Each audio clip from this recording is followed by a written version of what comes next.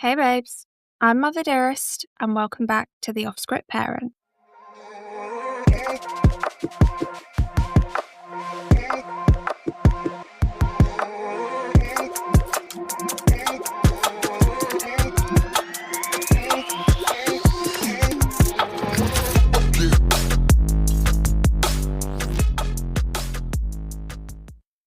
Hey, welcome back for 2026. I just thought I would, before we kick on with the episode, say that I hope you're having a good start to 2026, as it's been a little bit hit and miss, but I am feeling quite positive for this year. But I just wanted to say that I hope everyone had a nice break over Christmas, or if you don't celebrate it, just generally had a nice bit of time where things kind of slow down a bit, and that you're all looking forward to this year. I'll kick on with the episode, shall I? So, today's episode is all about being what you needed. I just want to start by confirming this is not a parent bashing episode. It's not about blaming your mum, your dad, your nana, or whoever it was that raised you. It is about the moments we all have at some point in parenting, where something happens with our kids and suddenly we're not reacting as adults, we're reacting as the child we used to be. And you think, oh, that's why that hurts so much. Because parenting doesn't just raise your children, it raises your unresolved stuff too. Section 1. Why parenting hits old nerves. Here's something nobody tells you before you have kids. Parenting will take you straight back to your own childhood, often without warning. And you'll hear yourself say things and shudder like, Jesus Christ, why did my mum just come out of my mouth? Or you'll feel a level of rage, sadness, or panic that makes no sense for what is actually happening when you look at it objectively. Your kid forgets their homework, then cries over something small. They talk back, they shut down, and suddenly your body reacts like it's under threat. That's because your nervous system remembers. You're not broken, and it's way more common than people realise. Our brains don't store childhood memories like a little freaking story. They're felt experiences. How safe you felt, how seen you felt, how supported you were when you struggled, and how you had to respond to protect yourself. Everyone's childhood issues or trauma is valid. We're not here trying to play a game of fucking top trumps of childhood neglect. So when your child needs something you didn't get, patience, reassurance, protection, or belief, it can hit an old bruise. We quite often react in a way that's easiest for us to deal with. And that doesn't make you a bad person or a bad parent. Psychologically, it makes sense. But we'll probably end up passing on the same response to our kids if we don't do something about it. Instead of reacting, stop. Just stop. Take a moment or two, even if you have to go and lock yourself in the fucking bathroom, and think. You have to find a moment in childhood where you felt what they're feeling. Have they fallen over and they're being a bit dramatic? Are they arguing with a sibling? Are they saying that they don't like the dinner you just made? These are basic things, and I'm not out here to upset anyone, so I'm picking just easy examples. So let's practice on those. Did you have any of these moments as kids where the way you responded to felt unfair, shut you down, or left you feeling a bit abandoned and alone? Find it and think. What would I have wanted my parent or guardian to have responded to in this moment? How would I have wanted them to be? You're responding to the memory of you, and that's where the work starts. Section 2. What being you needed is and isn't. People love that phrase, don't they? Be the parent you needed. But it's often misunderstood. It does not mean never setting boundaries, never being triggered, overcompensating out of guilt, turning your child into your therapist, or parenting perfectly. It does mean noticing where your reactions are actually coming from and choosing conscious responses over automatic reactions. You're not parenting to heal through your child. You're parenting alongside your healing. Big difference. Section 3. The needs most of us didn't get. Let's name some common ones because you'll probably recognise yourself in at least one of these. A lot of us needed someone to believe us, defend us, to say that wasn't okay, to listen without minimising, or someone to stay calm when we weren't. What a lot of us sadly got was, stop crying, you're being dramatic, life's hard, get on with it, or, I got this one a lot, I'll give you something to cry about. Or maybe you just got silence or emotional distance. Sadly, a lot of people got a lot fucking worse. I hope you know none of it was justified and it was never deserved. If me saying that felt uncomfortable, say it to yourself until you damn well believe it. I did not deserve that and none of it was my fault. Section 4. Stick or twist. When our kids are losing their shit because they're tired, they've got the world's smallest greys you have to bust out a microscope for, appear to be using you as a guinea pig for a quiz they're apparently drafting, or they've decided they're going to show off in front of your friends. We feel torn. Part of us wants to snap, part of us wants to get it right. In that moment, you'll do one of the two, depending on your level of emotional capacity. But why do we do that? Why don't we reach for the one we know we're going to be proud of after? Why is snapping easier even though we've done it before and felt like fucking shit after? We're grieving what we didn't get. It's that subconscious grief that stops us being the parent we want to be. Ignoring it is what turns into resentment, anger, and avoidance, and further fucks things up for us. When we're overwhelmed, we reach for what we know, what was taught to us without even realising. It's just our default fucking position. Section 4. When your child triggers your past. Oh, that's really hard to say with braces. Let's talk about triggers.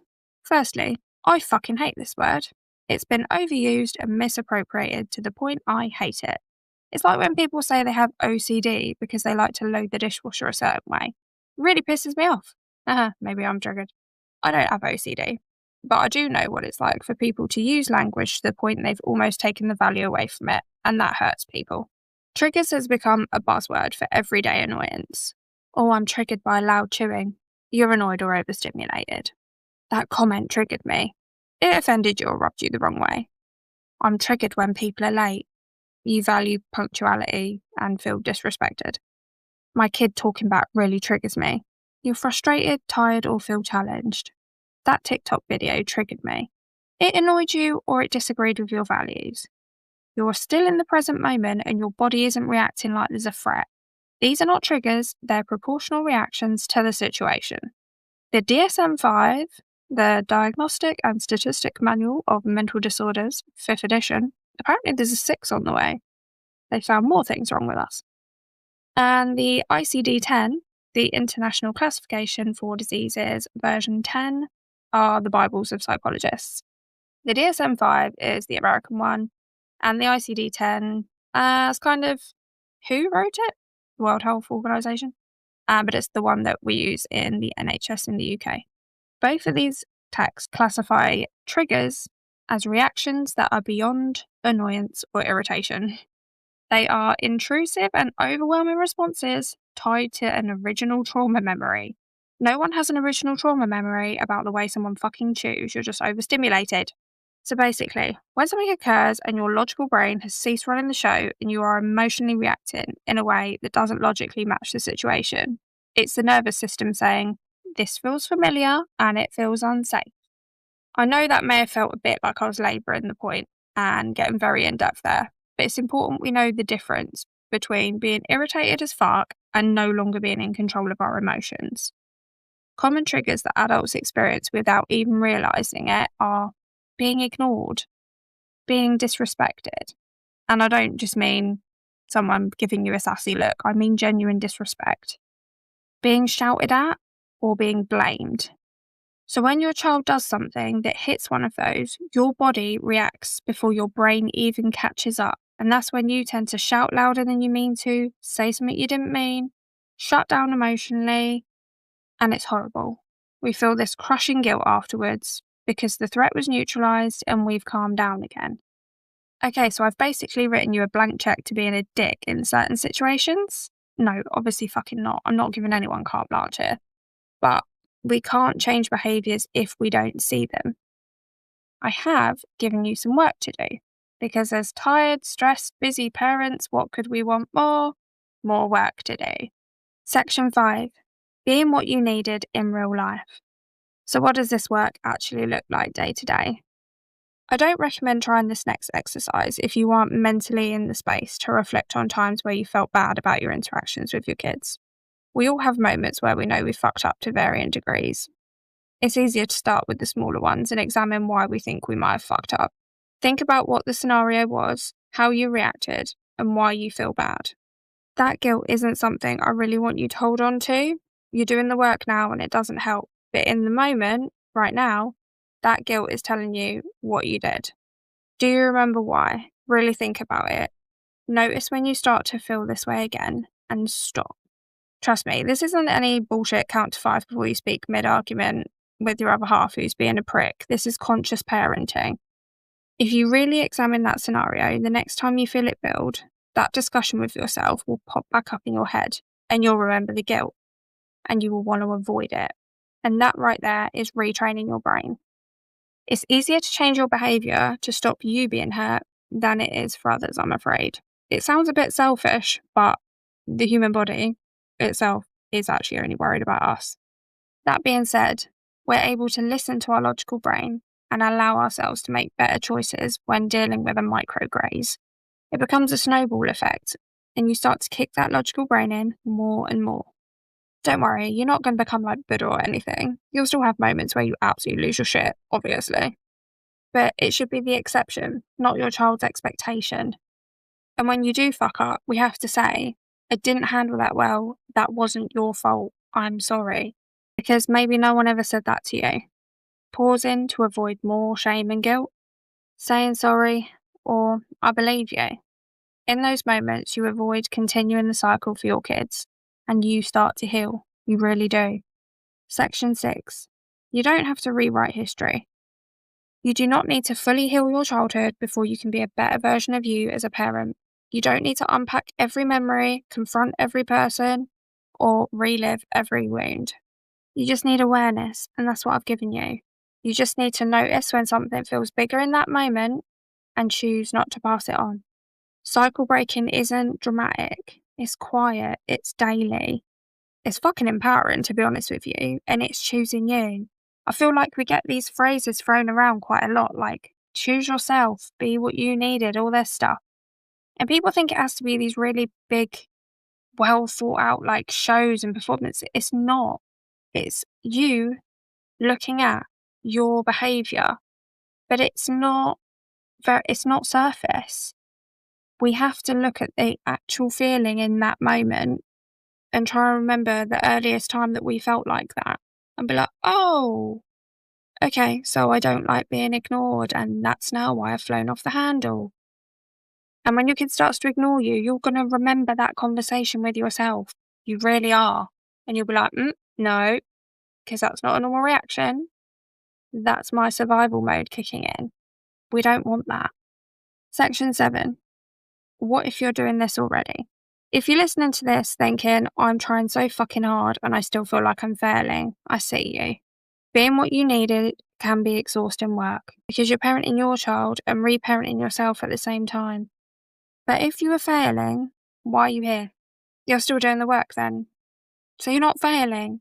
You're failing with style. I'm kidding. It was an intrusive thought and it won there. Sorry, back to being serious. You're emotionally drained and you're pouring from an empty cup. I'm not going to tell you to have a break, some alone time, get someone else to handle the kids. A lot of us don't have that option. We have to just keep going. In small moments when the kids are in bed, at school, with the other parent, somewhere not up your arsehole, think about what you get right. Think about where you have shown up for them. Focus on where you're bossing it and just reset. Think about even the fact that you are constantly trying to look for ways to improve things. All of that is progress. Because I guarantee, fuck it, I'm going to throw her under the bus. If anyone wants to ask my mum what she got wrong, I was a bad kid. Okay. So, keep looking for those wins and shift your mindset back to the positive before you go again. Your child doesn't need a healed parent. They need a healing, safe enough one. Being what you needed doesn't mean becoming someone else. It means choosing awareness over the autopilot, connection over control, and repair over perfection. Your kids won't grow up thinking, my parent got everything right. Absolutely fucking not. They'll grow up thinking, I was safe to be myself. And that's the point. Thank you so much for listening to this week's episode. If you want more in-depth episodes, a bit more like this one, there's going to be monthly ones over on my Patreon. And there's also going to be ones where I'm just dicking about interviewing my kids, which is kind of funny because we've just recorded the first one. All the details for that can be found in the show notes or on my Instagram's link in bio. My God, sounds so wanky. But if you want to get in touch with me, my email and Instagram will also be in the show notes because I'm really tired of reading them out because they're too long. Until next time, remember that your needs are important, whether they're the needs now or the needs that you had as a child. And in being that conscious parent that we all needed, it does start to heal those old wounds, even ones you weren't aware of. Much love, Mother Dearest.